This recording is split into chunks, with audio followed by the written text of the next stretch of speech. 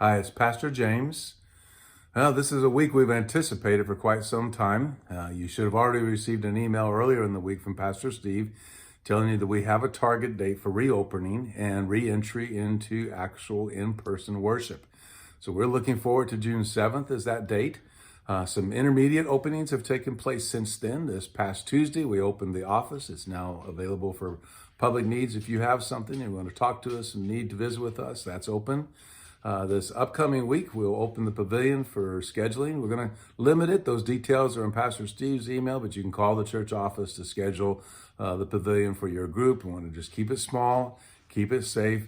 By now, you've heard all the protocols from everybody to the point you're tired of hearing them, just like we are. So I'm not going to recover all that, but you just go ahead and feel free to start looking forward to that.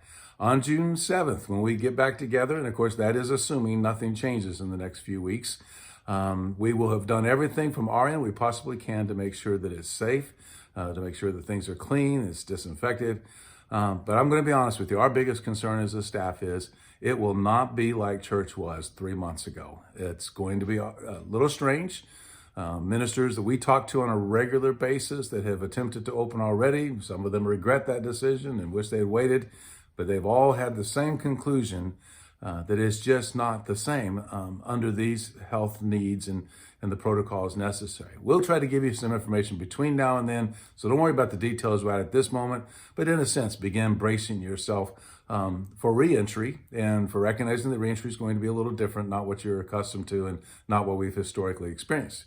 But then all of us, every single one of us, has not experienced anything like we have in the last 3 months. So this is all new territory, new adventure, a new terrain for us, and we chart that path together. That's the main message of your staff that they asked me to share with you this week. As a staff, we are deeply committed to loving one another, not just loving one another as a staff, but loving our entire church. We have created a culture where Christ's love is one of our highest values. It's typified and explained in our value of authentic relationships. Romans 12:10 describes how we feel as a staff right now.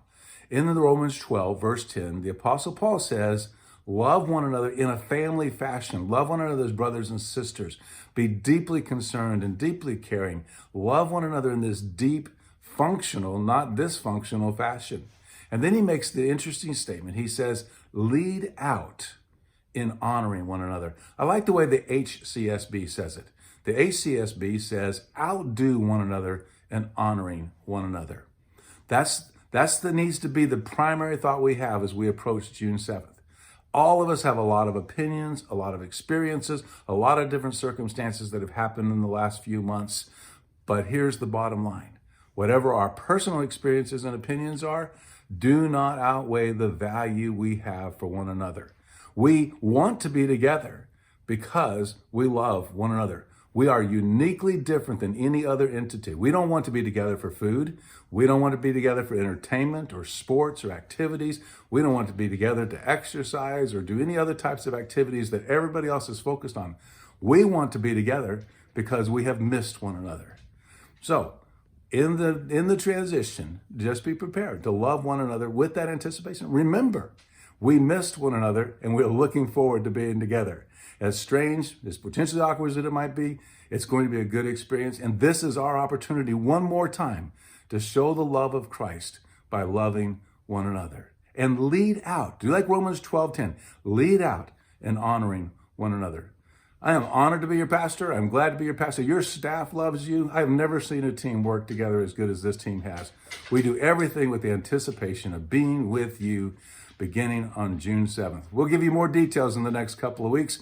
Hang in there. Live stream is always available. Join us this Sunday, 10 till 11. We'll be there one more time, coming to your house with a message of hope that's found in the scripture through the salvation and forgiveness we know in Jesus Christ. We love you.